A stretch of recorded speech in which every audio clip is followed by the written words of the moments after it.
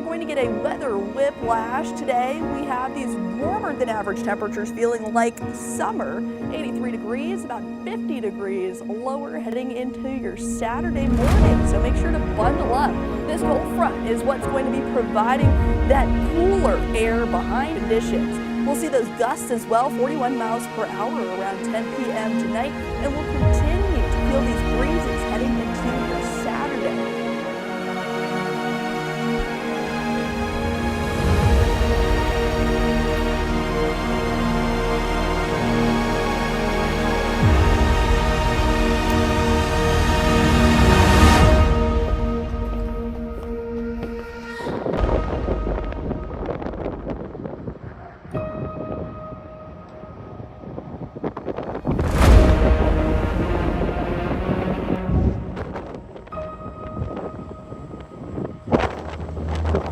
We'll see those gusts as well, 41 miles per hour around 10 p.m.